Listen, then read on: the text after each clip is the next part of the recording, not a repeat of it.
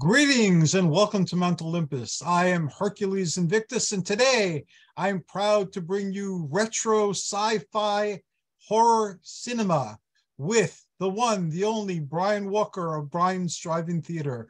Greetings, Brian. How are you, sir? I am well tonight, Hercules. How are you doing? I'm doing phenomenally well. It's been a very interesting few weeks, but very busy and very productive. So nothing to complain about. Same here. Very busy in the middle of the spring semester. Golly, I think midterm is something like next week, or it's coming right up. I've got some serious grading to do. I remember those days of sitting doing grading and. I'd sooner take a beating. It's the only thing I don't like about teaching. It's like all this evaluation and splitting hairs sometimes, and it's but it's why we're here. So good. Back in the old days when I was a kid, it sounded more fun to pass judgment on other people, but it's not really. It's really no fun at all. No, I used to have a problem in grading because I treasured unique perspectives. Mm-hmm. So the grading curve looked awry. So I always had to talk to some administrator about the fact that I don't have like a curve with some people not doing well and other people doing well and a bunch of people doing exceptionally well. It was everybody did okay, in my grading. Yeah. I kind of like that. It was just everybody's just anyway. I got inspired by the topic that we're going to talk about tonight just a little while back. What I want to talk about tonight is an actor named, or not an actor, I'm sorry, a director named Bill Rebane, who has kind of a cult following in a way when it comes to horror and sci-fi movies. He's made several films that people have maybe heard of because of the titles, but I bet they haven't sat all the way through them because that can be kind of painful. But one of them was Monster A Go-Go. It's a film that he shot. Go-Go. See, now I bet a lot of people have heard the title, but I bet they haven't seen the film. And because seeing the film is actually kind of painful. A little backstory about Bill Rebane. He was born in Eastern Europe, I think Latvia, and came to the United States when he was a kid. He immigrated and settled in the Chicago area, and quickly became interested in all things media. He liked television production, radio.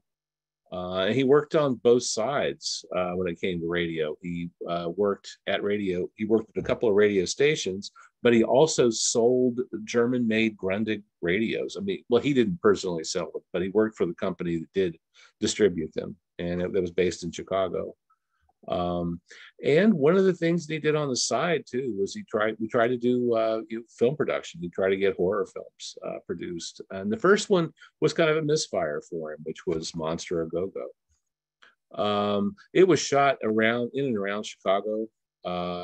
He first had the idea for it in 1961, and I think they did most of the filming with Bill Rebane in 1963.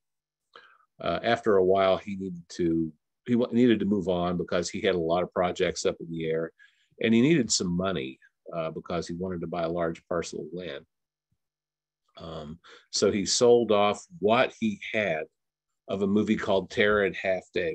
That was his working title, and sold it off to another exploitation director named Herschel Gordon Lewis, who had done nudies in the early 60s, and then they switched over to horror films when nudies became really passe.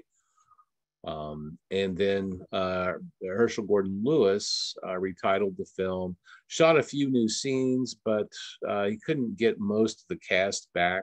So and Herschel Gordon Lewis was also from the Chicago area, or lived there, I should say, at the same time that Bill Rebane was living there. So they were sort of, competing cult film directors, I guess, in the nation's third largest metro area, which is kind of interesting. But after a while, Bill Rebane decided that he didn't want to live in the city anymore and cashed out. He worked hard. Even for a young guy, he had, amassed, a little bit of money. So he bought a large parcel of land in northern Wisconsin, not too far from the Michigan UP. So that tells you how far up that is. And he kept adding to, his parcels of land until he, had, I think, a couple hundred acres, and he built his own film studio on it. And he would shoot short films, commercials in it, and eventually he shot, some features in it. But it must be kind of hard to get your cast to northern Wisconsin. Now he was able to do it later on in the 70s. By the way, Bill Rebane is still with us. That's a he was a really young guy when he got when he was doing Terror at Half Day, which is his first film. He would have only been probably 25 years old, and was already very successful. Had several different endeavors, not necessarily feature film direction, but he had done a lot of short film direction, some of which got purchased by some of the bigger independent studios like Crown International and American International. And they were all shot in and around the Chicago area and tried to exploit whatever fad was going on at the time. I think the first one he did was called Twist Craze, which you can find on YouTube, as a matter of fact. And if I recall directly, there used to be on American Movie Classics, otherwise now known as AMC, not American Movie Classics. They used to have a Saturday night TV show called American Pop, where AMC would show a collection of really kitschy mid-century films and shorts, newsreels and things from the late 50s and early 60s. And if I'm not mistaken, at least one of Bill Rebane's shorts from the early 60s exploiting some dance crazes was shown during American Pop. They were lots of fun to watch, very colorful, vibrant, frenetic, kind of interesting, and interesting that they got picked up by, he got picked up by a decent studio.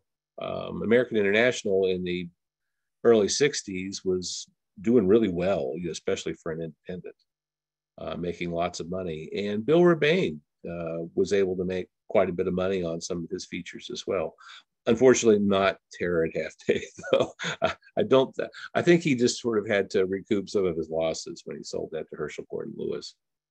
And I've seen Monster A Go-Go probably, this is going to sound sad, I bet 10 times over the course of my life. And like I said, I ran it as a movie of the day when it was Bill Rebane's birthday about a week and a half ago. It's public domain. And just incomprehensible, terrible, and so much fun to watch at the same time. It's a classic of its own kind. I remember I saw it. I don't remember much of it, but I remember I saw it during the mom and pop video store days when you can go into a mom and pop video store and find the weirdest stuff in the world. And I used to be attracted to those like Gonzo type movies that I hadn't heard of, and that looked, the box was interesting, so I remember taking it out and watching it. Well, and I think your experience was very similar to mine. When I started renting movies, they were VHS, because my first VCR was a VHS. Some people had Betamax, but VHS was cheaper. The tapes were cheaper, the machines were cheaper. The quality wasn't as good, but that's the way I went. Mm-hmm. Anyway, and that's by the time I bought a VCR when I was in high school. That's when the video rentals really took off, and most of the store by then was VHS. So it was probably another reason why I went with that format. But a lot of those, when you went to the horror section, a lot of it was this old grindhouse stuff, like Herschel Gordon Lewis, like 2000 Maniacs, Color Me Blood Red, Blood Feast. Those were among some of the first videotapes that I rented. Me too. And was just thrilled. The cover art used everything, especially with a low budget movie, and I'd look at the cover art. I was like, yeah, I'm spending $1 to rent this, and would take it home and just loved them. Probably rented them way too often. And but that's what you saw. You didn't a lot of if you were back at that time, a lot of you producers didn't want their stuff ending up on your video cassette because they were afraid people would pirate them, which they did. Yeah. People, you would get oh gosh, I'm not going to cop to anything illegal, but in some places you could rent a VCR for a weekend or something like that for, I don't know, like $10 with a deposit, and people would connect their a rental to the one that they owned. Yeah, with the cables, and yeah, I remember those days. And in the streets too, in New York, they had people with blankets, and you could get VHS tapes that were obviously, dubs. Although some of them, they did a really good job with duplicating the covers, so you really didn't know if they were dubs or not. And movies that had just come out sometimes would be on those blankets as well. So as soon as the police would come around, these guys would pick up their blankets and scoot out. Well, I never did anything like that. I think everything that I ever bought, the very first horror film I ever bought on VHS was Night of the Living Dead, because it was public domain. Mine was Conan the Barbarian. I bought I bet that you spent some money on that. Those were Conan alone. It was a pristine copy, and also the VCR cost like almost $500. It was $490 something. So saved a long time to get that, and Conan, and that was the only movie I had for a while, and I watched it over and over and over and over again. Well, the one I watched over and over again was Night of the Living Dead, the original, because I think that I bought the tape in a department store, and I think it was like $10-15, and that was cheap back then. And it was public domain, so it wasn't going to cost very much. They didn't have to pay any rights.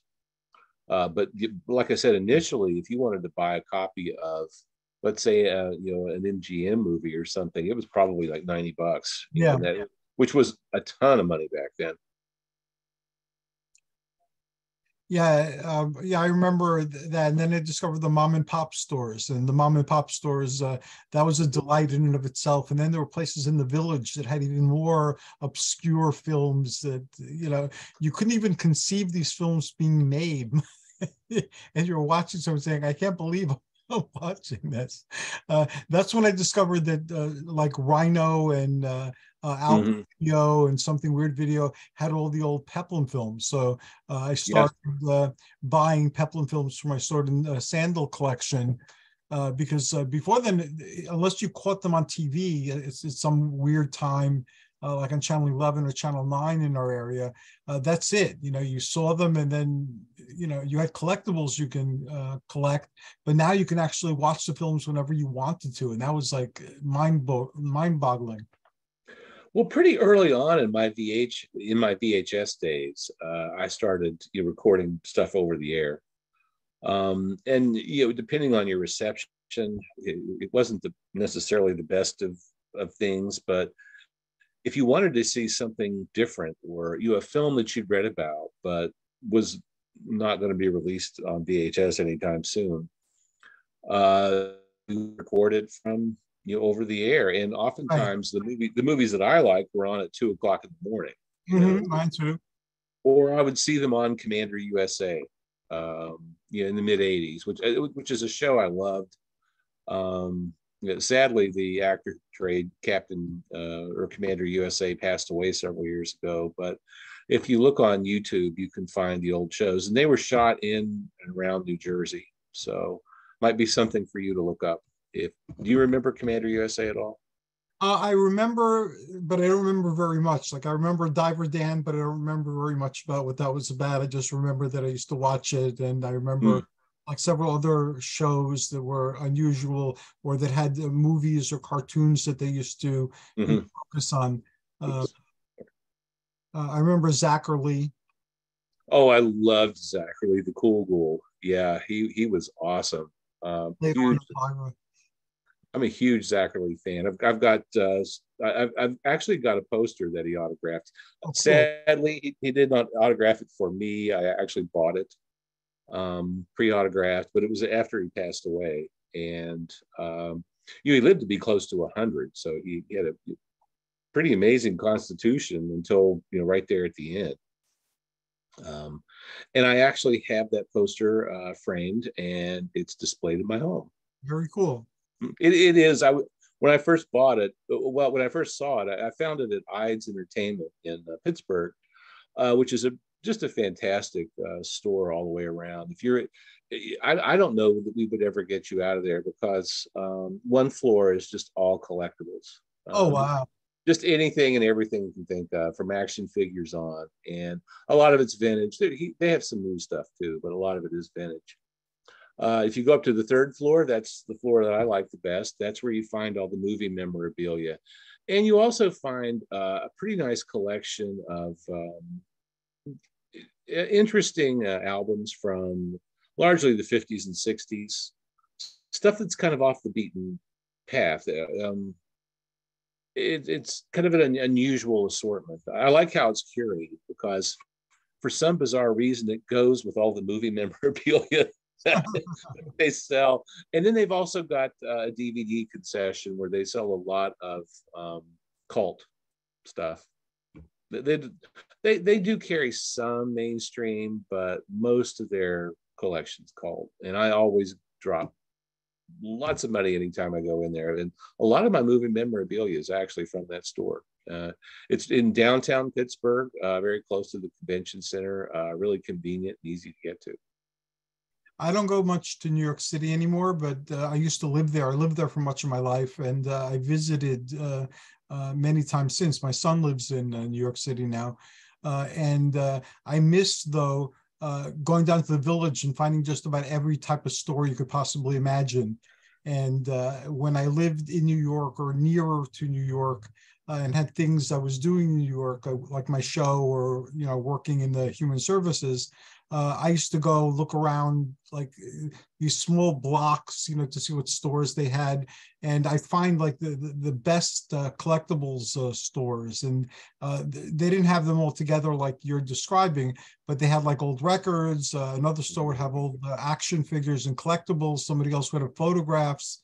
And Jerry Olinsky's was there. I don't know if you know about them, but they were really big with memorabilia photos from movies.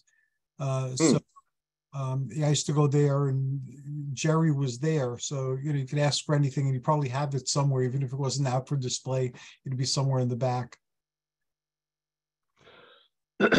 Yeah. I've lived in college towns for most of my life, and you used to find cool places like that in college towns. Unfortunately, I have to say that the one that I lived in doesn't offer much of that anymore. Like a lot of places, our downtown area is sort of decaying. Like a lot of the storefronts are closed now. Yeah. And the farther you get away from campus, the worse it gets. It's a shame. It's one of the things that I like about college towns is that you do find really cool record stores and memorabilia and collectibles and things like that. And I'm afraid that part of the market may be driven online. Yes. And which is all right if you know exactly what you want. If you want the press book for, let's say, a James Bond movie or something like that, yeah, getting that on the internet's going to be a lot faster than trying to find it. And sometimes cheaper. Oh yeah, well, and sometimes not. My luck when I've been buying memorabilia lately, I've had more luck in stores than I have online. In terms of price. And I browse too. It's I don't necessarily know what I want. Sometimes you find something and it's your favorite item, but you didn't know you wanted it until you saw it. So in some cases you didn't know it existed. And it's like, oh, wow. That's oftentimes the truth. You are right about that. That is often the truth. You're just like, whoa, I've never heard of this before, and it's so cool. Now it's mine. And wherever we've gone, I have dragged movie memorabilia back on planes, and which is not always easy to do. I've had to get really creative over the years, because you'll see a piece and you'll think, oh, it's not that big, and then you try to stuff it in your suitcase, and you're like, oh God. Once, Greg and we had to go to a conference. It was in Savannah, Georgia, and he was delivering a paper, and the university paid for him, that is, to rent a car and drive it to Savannah. And I was just kidding him. I was telling them they were going to give him, the bottom of the barrel micro car. So when he pulled up to the house in it, it was like, oh my God, it was, I wouldn't call it bottom of the barrel, but it was this tiny little car. I mean, I mean, really tiny. From the outside anyway. Once you got in it, it actually was pretty spacious. And I thought we were going to hate it. We loved it. We got all of our stuff in it. On the way, we stopped at a huge antique mall, and I bought one-sheet posters that were shrink wrapped onto a piece of cardboard. And you know how big one sheets are. Yes. They're 27 by 41. And I bought like 2 or 3, and I thought, oh God, I'm in dinky car. How am I, how am I going to do this? And I got everything in there. You just had to be kind of creative about it. So Hateful Microcar actually turned out to be just fine. Wow. So where there's a will, there's a way. You can always cram, a little bit more. And that's it's one of the things I like to do whenever we do travel, is you want to get out. You don't want to go to the same Target or wherever that you go ordinarily at home. You want to see something different, and that's kind of what I seek out whenever we travel. And speaking of travel, one of the things that inspired tonight's topic, which is Bill Rebane, is that I'm going to do something in July that I've never done before. What will you do, pray tell? We're going to the Wisconsin Dells. Oh, cool. I've never been, and I've always wanted to go. Every photograph I've ever seen, and tonight when I was walking on the treadmill, I usually watch YouTube when I'm on the treadmill, and I've watched a few homemade travel logs that are ubiquitous on YouTube, by the way. People who think that they're television hosts. They're kind of fun to watch. It does give you a really good sense if you're going to be traveling somewhere that you've not been before. It gives you a good sense of what features there are and what things that there are to see. And the Dells looks gorgeous. I mean, it really does. I'm really eager to see the river and everything. Pumped up about it.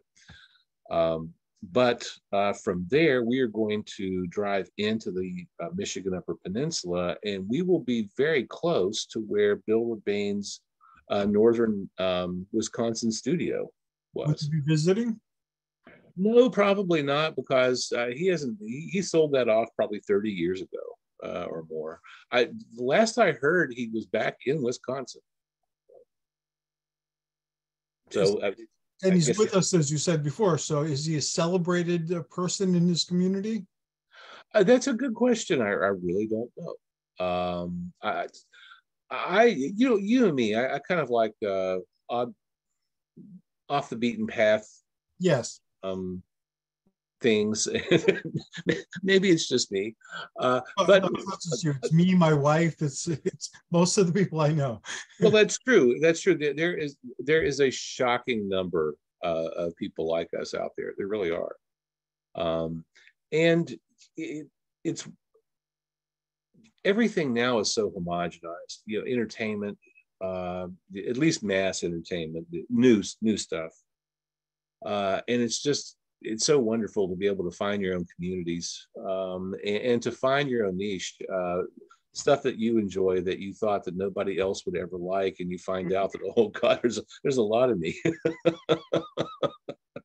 Yeah, I started a few Facebook groups, as you know, and like the Arnold alone has like 21,000 people in it. It surprised the hell out of me. To see so many people into Arnold's Conan and Hercules movies, and his recently being Zeus in that Super Bowl commercial a few years ago. Yes, There are people all over the planet who are focused on that. that's true. But you know, he has name recognition. Yes. But as we found out about 15 minutes ago with you, Monster A Go-Go also has name recognition. There you go. How can you forget that name? Having heard it once, Well, that's it. And it sounds itself on your neurons. It's there forever. It sounds so ludicrous that you think, oh, yeah, I think I have to see this. And that's something that Herschel Gordon Lewis was really good at. He was up there with the best when it came to hoopla, when it came to hyping, marketing his products. His products usually, production wise, left something to be desired. But the marketing was just first rate. The posters are gruesome and bloody and gory.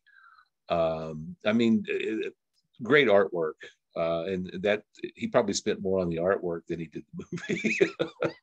But you know, that's how you get people. That's how you get butts and seats, or cars at the drive-in. Maybe that might be a better way to put it. Yep. Did you get to go? Yeah, I know you said you lived, New York City quite a bit when you were younger. Were you able to get out to Long Island, get to a drive-in or anything like that? Yeah, I was able to get out to Long Island and go to Jersey to go to drive-ins. So I experienced the drive-ins. I love drive-ins, but again, until I got relatively older in my 40s, I preferred the activity of the city. Then we moved out to the Poconos, so we were on mountains in the middle of forests with bears and bald eagles and turkeys and raccoons and lynxes. All sorts of things. So going outside, you were likely to encounter nature in one of its many forms, some of them not very safe to be around. So I wound up treasuring my privacy and enjoying my privacy. And the times I've returned to the city for whatever reason, it's overwhelming because I would see more people in that day than I'd seen all year in Pennsylvania. Or Northwestern New Jersey, for that fact. Now that we live in Tenafly, I see a lot more people, and I'm involved much more in my community. So it's not as bad a culture shock. But after being in the woods for a decade, you know, seeing the streets of New York was mind-boggling. I think I know what you mean. Living in the biggest city in North America requires a lot of energy, requires a lot of stamina, and as you age, you do want something maybe at a smaller pace, or at less of a pace, not a smaller pace. It sounded dumb. And maybe that's Go ahead. Pardon me. Well, and sometimes there's a lot to be said for slowing things down and enjoying things a little more. You lived in Pennsylvania, which is right now the #1 state with the most drive-in movie theaters. I did not know that, but I knew that there were a lot of movie theaters because where we had our store, there were two drive-in movie theaters within a short distance from our store. And we sold, guess what? Collectibles and books and comics and all sorts of things. Well, I live about 5 miles or so from Pennsylvania, very close. And it's an interesting state. You've got Philly and Pittsburgh. And then in the middle, it's a little bit of everything. It's pretty, a lot of small towns, pretty rural. And I think that's one of the reasons why you do see a lot of drive-ins there, because you do have the Philadelphia metro area and then Pittsburgh metro, but in the middle there's not a whole lot there, and I think that's one of the reasons why the drive-ins have survived. There was one, the closest drive-in to where I live right now is actually closed sadly because the owners developed COVID and passed away. I'm sorry. Yeah, and unfortunately, I think they had adult children, and their adult children initially said they were going to try to get the drive-in open, but it didn't open last year, and it doesn't sound good. People in the parts of Pennsylvania that I lived, they talked about drive-ins all the time. And not near a store, but near where we actually lived. I think the drive-in had been closed for a while, and this was a topic that kept coming in endlessly. And I wish I had $1 for every person who showed me drive-in collectibles, like pictures from when the drive-in was active, and who regaled me with stories about when the drive-in was active, and people trying to form associations to resurrect the drive-in. So it was a very important thing to them, very important culturally. Well, and yeah, it was part of your community, and if you did live, in a rural area, that was your source of entertainment. And I know what I'm talking about because when I was a kid, we lived outside of a smaller town, but we're out, in a rural area, and we had like 3 or 4 different drive-ins to pick from. If you didn't like what was on at the 1-2 miles from your home, just drive another mile, and then you have a different program in another one. Yeah, I can still remember seeing the Abominable Dr. Phibes. My parents took me to see that at the drive-in, and I begged and got to go. You loved the movie, and when the sequel came out, I begged and got to see it again. Got to see Bloodsuckers, which is actually it's got a great title, but the movie, it's not a bad movie or anything like that, but it wasn't what I was looking for at that time. It just sounded, I wanted to see vampires or bats or something like that, and it's just it's more of a drama than anything else, really. I remember during the heyday of my TV show, I used to have Lloyd Kaufman from Trauma every now and then, and I also had like Kabuki Man and the Toxic Avenger. And Lloyd was great. And at the Lake Placid Film Festival that I attended, I made a movie of us coming to Lake Placid to attend the film festival. It was a short movie, and Lloyd showed it on the screen during the trauma time. So we had this movie that we made, and of course Lloyd was part of the movie, and we started a campaign against John Sayles. I don't even remember what John Sayles had done to us, but he did something. And we gathered more news coverage than the film festival itself by making that little film and wandering around town. People took me on their boats. People gave me furs because I was, my show was called Thor the Barbarian. So I came there to conquer Lake Placid.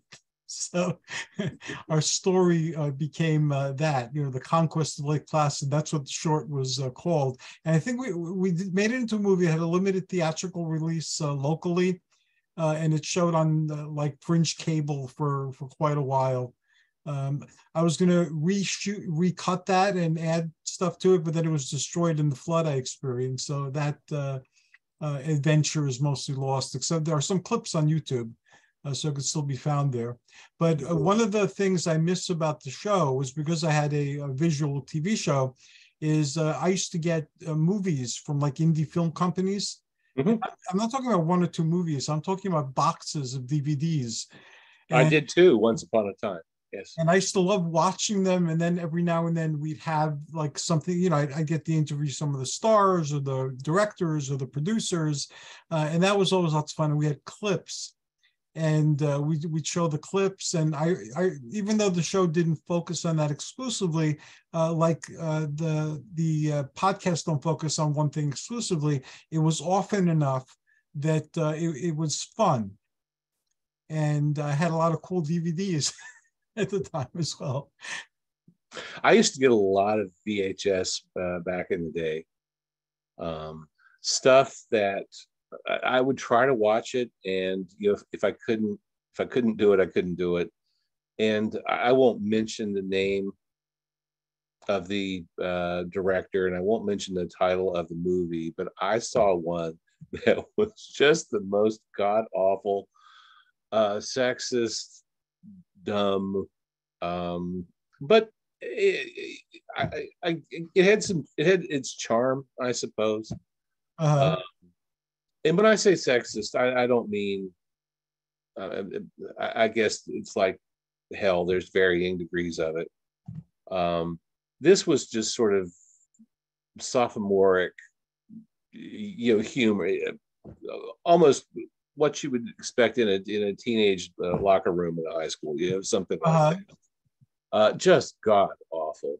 And a couple of actors that I knew that I, who had been following for a long time were in it. I was, oh God, you poor thing. Why did you do this? It's so bad. But you know what? I kept it. So it's one of it. It's got to be one of the worst films I've ever seen, and God knows there's a long list of those. Well, it deserves to be held. Then some films are just so beyond that they attain a level that they sort of take on a life of their own. Yeah, they do. And this is one of them. I don't know that there's a cult following for this film or what. I probably ought to look it up because I can remember the title. And it's just, like I said, just one of the worst things I've ever seen. But as I recall, I did watch that thing from beginning to end.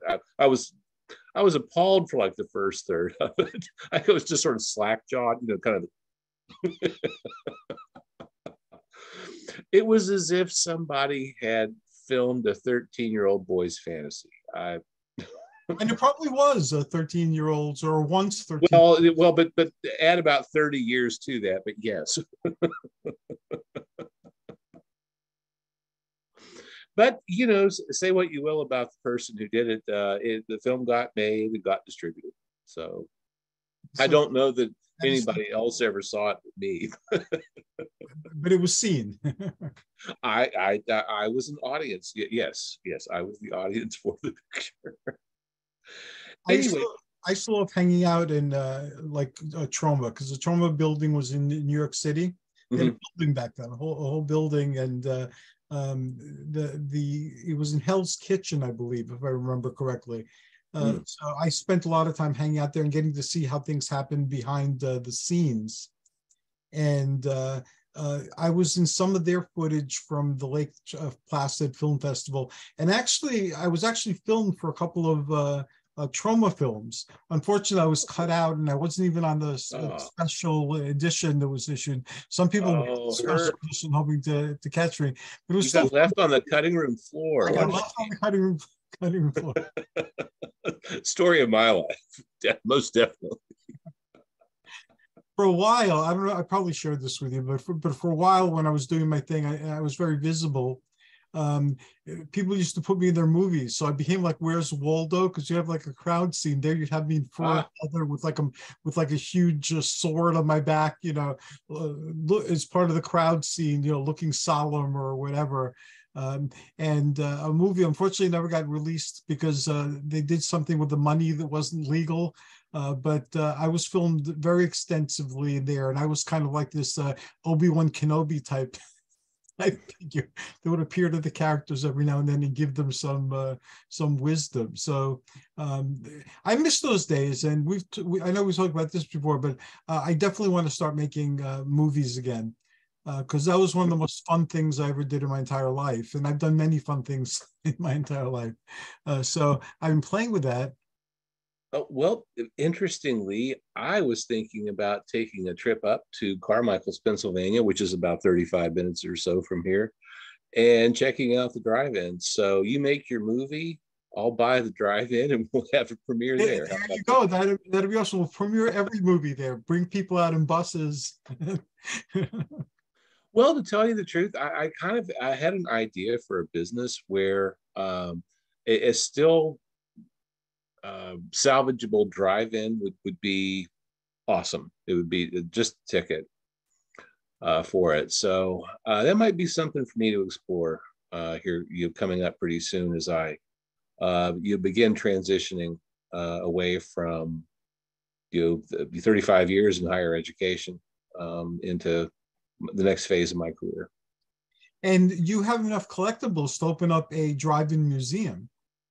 Yeah, I'm glad you said museum. At first, I thought you were going to suggest that I sell them. I, with me collecting, it only some people. I'm a collector too. I understand. No, but a museum. Imagine with the glass cases, and you could move the exhibits, whatever you want at home, you could bring back home, and then whatever sitting around in a closet or a box or an attic or a basement, you could put that out and share it with the world and let people experience the wonder of it all. Actually, I have done that several times. One of our university libraries has a large display space. It's the newest library on. Well, that's not exactly true, but anyway, this one particular library on campus has a lot of display space, and I've had several collections there over the years. I did have an antique toy and vintage promotional model display there for, I think, about 5 months. Most recently, I had a display of movie memorabilia that was on display until last summer. And this was a mixture of lobby cards. There was a lot of display space, but it was in small portions, if that makes any sense. That makes sense. And I couldn't wedge anything really big in there, sadly. But some of my old movie equipment, I had several the Super 8mm projectors and vintage 1970s Super 8mm films. I had a pretty big collection. Well, I have. I haven't gotten rid of any of it, which is my big problem. Is I just absorb. I'm not to hoarding status yet. Fortunately, I'm also a decent carpenter, so I've built closets everywhere. I'm trying to think of how many of them that I have built into the house since we bought it. Quite a few of them now that I think about it. As much storage space as I could get. So it doesn't look like an episode of Hoarders, fortunately, but there is a lot of stuff. And you're right. You're right. It is nice to be able to have it on display, because why just have it and pack it away? It doesn't make sense. So nobody at the library has asked me for anything more yet, but I could always whip up another movie memorabilia or old toy display. Gosh, I mean, we have other collections beyond that too. Think about it. Maybe you're right. Maybe I should go make them an offer on that old drive-in and have more room for all my stuff. You never know, and then we can do shows to promote your drive-in and have like exclusive meet the stars from whatever movies we happen to make, and we could do weddings too. Yeah, we could. I'm actually an ordained minister. I married. Oh, wow! Okay. Married people over Skype. That was interesting. Well, we could. I could also procure us some vintage cars that we could park, and we could do photo ops with them, and use those as part of the weddings. As sort of a limousine, if we can get them to run. That is. There you go, an exciting adventure. We could definitely do it. That sounds like a blast too. Yeah. I'm sure I would go bankrupt in a couple of months, but I'd have a good time at it. Not if we do a reality show based on the drive-in and the museum and stuff like that. And I do like guerrilla theater a lot, and I used to more so when I was younger and in New York. Like when I had my show, I used to go on quests in the middle of the night. So I would go into a store that was open at 3 a.m. and ask them questions about the quest item I was looking for to see. And we weren't filming this. I was just doing it, to have fun and to make the life of someone who's a cashier at 3 a.m. in an all-night deli a little bit more interesting. And some places used to wait for us to pop up there. Eventually I acquired a small troupe of people, and we used to stage these really elaborate type of things. I remember we had one where I was the wise people from the mountains, and I was explaining to my troupe how soda machines work, and explaining to they were like rapt attention, looking and amazed that the soda came out and things like that. So here when I had my show and we were covering the human services, we used to knight people who were doing something for the community. Oh, so I've been proposing that here locally, that the people, because I'm very involved with wellness. do you have a queen who can do that? Well, Athena comes with me sometimes, and Oh, great. Okay, we awesome. do the holiday parade. We help the mayor and the president of the Chamber of Commerce open up new stores, and welcome them to the community. So we're pretty active with that. And people like cite me because I don't walk around as much as I used to when I was younger. So people talk about having seen me here or there. But we're going to start knighting people who are either individuals or nonprofit organizations or other organizations who are doing something to improve the community's wellness. So we'll start filming that. So that'll start the whole reality show type of thing running, because we're putting it on YouTube initially. So we could have like a crossover or something. That sounds good. Now you also do a lot to help drive-in theaters continue to exist by drawing attention to them and drawing attention to places that help them continue to exist, and the archives that keep these movies from deteriorating into nothingness. You're very active with that, and that is an awesome thing. I'll tell you what, this is going to sound more depressing than it should. Okay. But nowhere I ever shopped, places that I ate, or theaters that I went to as a child, none of that exists. None of it. Think about it for a minute. I'm sure you could probably say the same thing. I mean, none of it is still around anymore, and I really think that the world's a worse place for it. Quite honestly, I agree. And during the early days of the pandemic, drive-ins became at least temporary saviors. Yes. And over the years, I've made it kind of a mission, no matter where we are in the country, if we are near a drive-in, I will seek it out. I may not go to the show or anything like that, but I will be there during the day, if not at night, to check it out. And some areas, like the state of Maryland, does not have a drive-in movie theater at all anymore. Isn't it a shame? Yes, it is a shame. Pennsylvania, I think, has like 20, a little more than 20 that's still around, and that is a lot, for a state. Some states, like I said, Maryland doesn't have any at all. And Maryland and Pennsylvania share a border, so Yes. you would think that in those areas, it's kind of the same part of the country, but there's not. And it's such a shame. I would just like to see some of them persevere, because it's still a viable venue, to watch a film.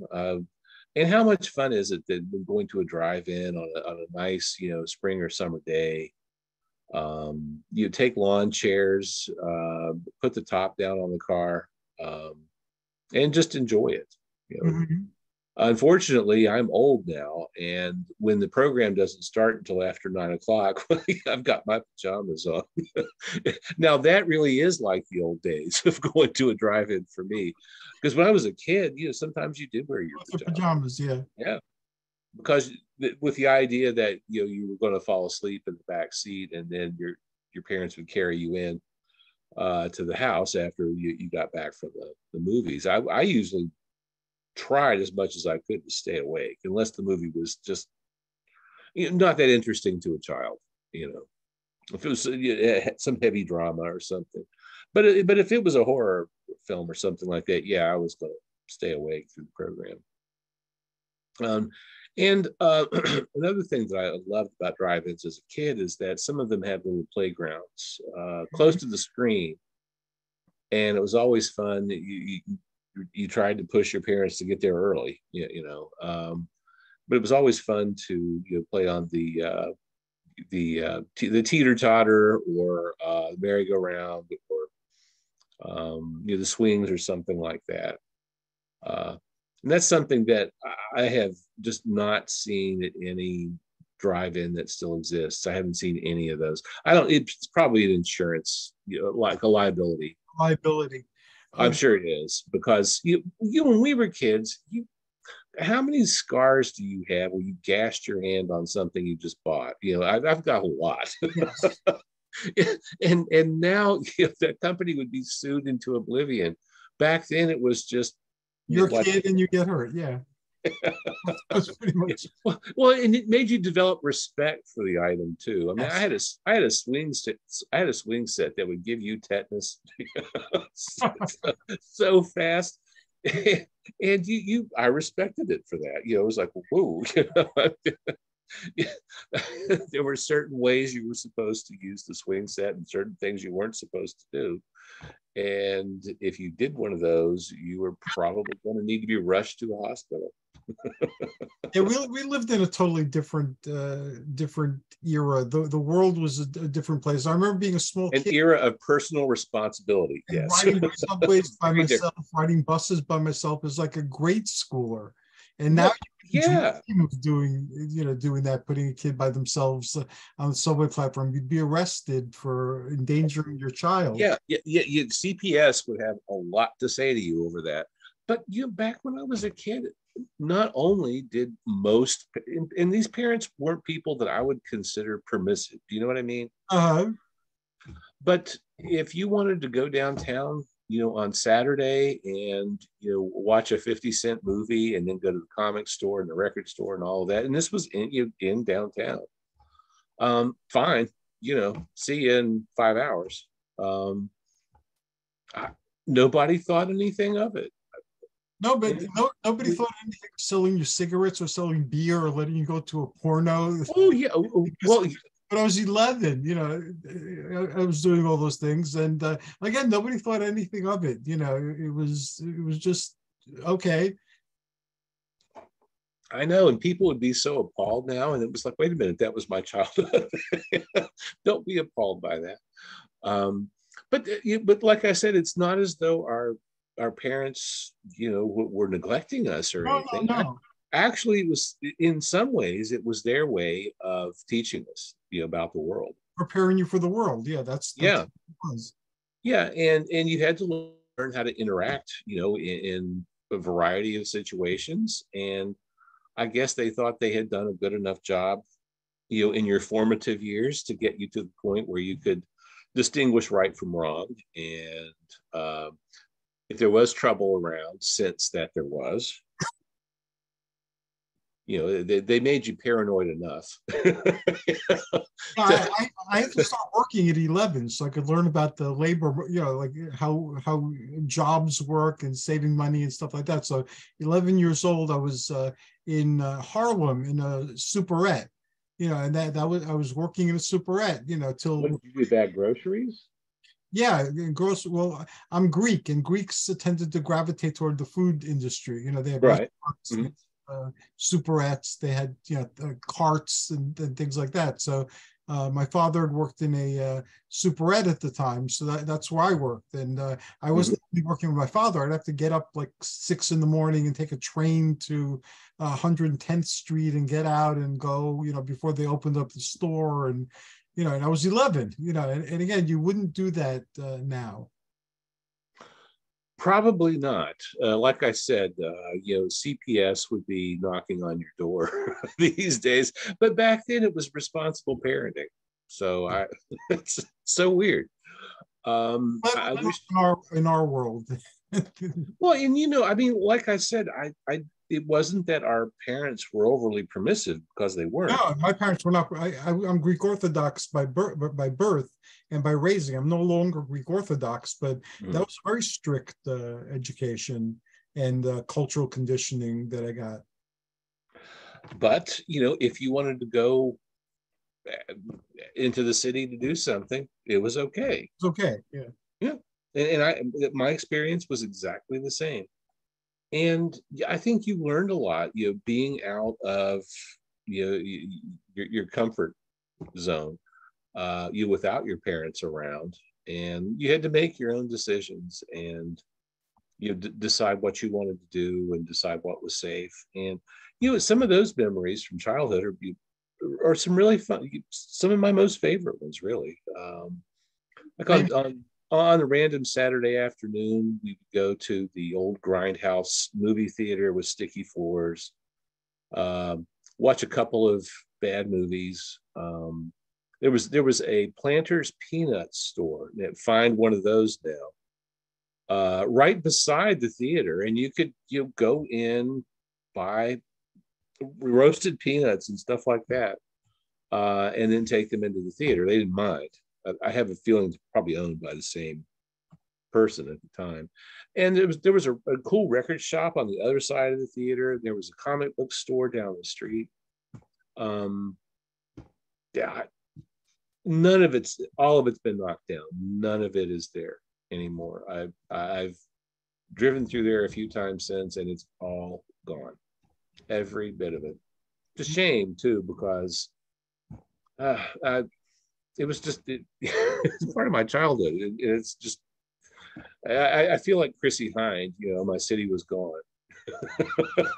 But it is.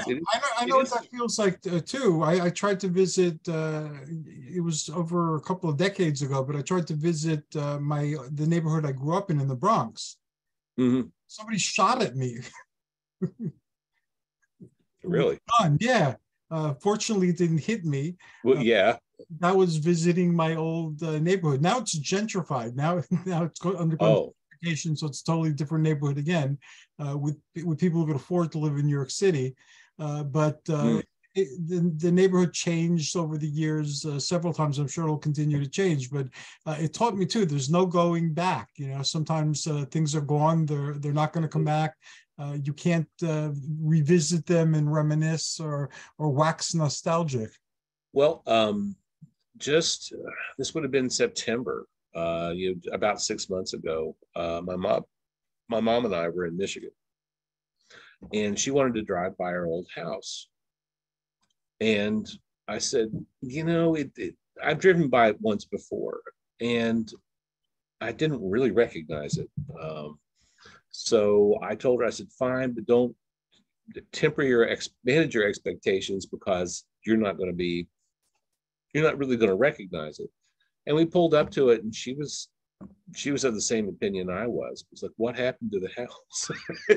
It doesn't look the same at all. They changed the roof line, which is weird. They changed the entrance to the house. It used to be in the front. It faced the street. Now it's on the side. And where the porch was on the front, they boxed it in, and I guess it's living space now. But there is no door there. There are no steps to a porch or anything. They've taken all that out. It's all gone. And now the entrance to the house is on the side where the driveway is. Then, like I said, the roof line's different. It had that Dutch colonial roof line when we lived in it, and now it's just a straight pitch. It just doesn't look anything like what it did. And the barn that was behind the house, long gone. It just doesn't look the same at all. I just looked at the time, and we're out of time again. Yes. But thank you. I enjoyed this conversation a great deal. And I want to announce to everybody that Brian's Drive-In Theater is celebrating its 25th anniversary. And that is incredibly awesome. And we are going to do something special about that. It's still in the works, but we definitely have to celebrate that. And I've been a fan of the Drive-In Theater since the very beginning. I thought I came onto it late, but no, I came onto it in the very beginning. Yes, and I used to Xerox. I used to print out the pages because I didn't know how long it would last. And here we are. Still, and we're talking. I used to do that too. You too? Not with my own site, but with others. Yeah, because you would be a fan of something one day, and the next day it was just gone. It wasn't there anymore. See it again. And that I guess my stamina is my claim to fame, and being able to keep it going all these years. And I'm still in it every day working. It took me about a year to do this last update, and when I started doing the update, everything cleared the W3C validator, and now things are tripping it again. So I'm having to go back through every page and update the HTML to current code. It never ends. Really. It never ends, but it's looking phenomenally awesome, and it still has that powerful retro look that attracted me there all these years ago, and still brings me back. So you're doing an awesome job with it. I have something to announce, and I will announce it on your show for the first time publicly. Dr. Barbara Becker-Holstein, who's a women's empowerment psychologist, she and I have been doing entertainment for like over a quarter of a century, as well, on and off. And we're doing it again. She has a show on the channel. And our show went from Blog Talk Radio to Zoom now. And now we're going to experiment with it. We're going to have it professionally edited. And put on more places than we usually put it, because we usually put the show, like I usually put the show on YouTube. Yeah. And this is going to go to a bunch of different places.